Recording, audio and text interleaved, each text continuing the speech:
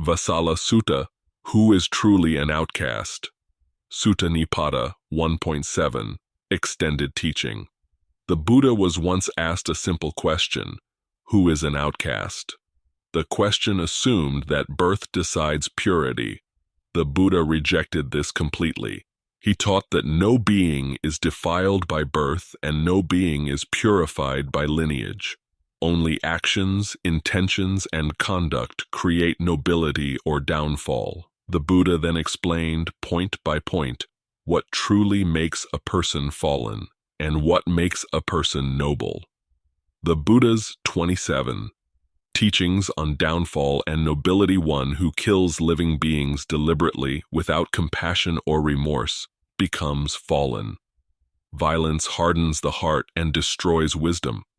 One who steals what is not given, whether openly or in secret, becomes fallen.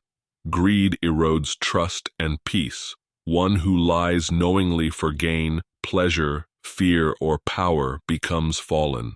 False speech breaks the foundation of human harmony. One who commits sexual misconduct, harming others through desire, becomes fallen. Craving turns love into suffering. One who is cruel, harsh, or abusive in speech becomes fallen. Words shape worlds. One who divides people through gossip and slander becomes fallen. Such speech destroys communities. One who deceives the innocent for personal benefit becomes fallen. Exploitation poisons both giver and receiver. One who lacks gratitude toward parents, those who gave life and care, becomes fallen. Ungratefulness blocks moral growth. One who neglects parents in old age becomes fallen. Compassion begins at home. One who harms ascetics, renunciants, or those striving sincerely becomes fallen. Mockery of virtue feeds ignorance. One who pretends to be virtuous while hiding misconduct becomes fallen. Hypocrisy is more dangerous than ignorance.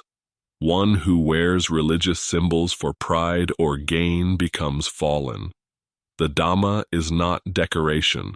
One who boasts of birth, wealth, or status becomes fallen. Pride blinds insight. One who is arrogant, stubborn, and unwilling to learn becomes fallen. Humility opens wisdom. One who delights in others' suffering becomes fallen. Cruel joy is deep darkness. One who associates constantly with the unwise and imitates their behavior becomes fallen. Company shapes destiny. One who refuses to listen to wise counsel becomes fallen. Wisdom requires openness. One who uses religion to control, exploit, or dominate others becomes fallen. The Dhamma liberates. It does not enslave. One who clings to rituals while ignoring moral conduct becomes fallen. Without virtue, rites are empty. One who is intoxicated by power, fame, or praise becomes fallen. Attachment to recognition binds tightly. One who lives without restraint of body, speech, and mind becomes fallen. Unrestrained living leads to suffering. One who lacks compassion for all beings becomes fallen. Hatred is not strength. One who refuses to abandon greed, hatred, and delusion becomes fallen. These are the roots of suffering. One who knows the Dhamma but does not practice it becomes fallen. Knowledge without action is burden. One who blames others for their own misconduct becomes fallen. Responsibility is the gate to freedom. One who delights in sensual excess and neglects mindfulness becomes fallen. Pleasure without wisdom enslaves. Who is noble, according to the Buddha? The Buddha then made his conclusion unmistakable. One who is truthful, gentle, and restrained is noble. One who practices kindness toward all beings is noble. One who is patient in hardship is noble. One who lives by virtue, mindfulness, and wisdom is noble. Not by birth does one become an outcast. Not by birth does one become noble. By action one becomes an outcast. By action one becomes noble. This teaching dismantles pride, caste, ego, and false identity.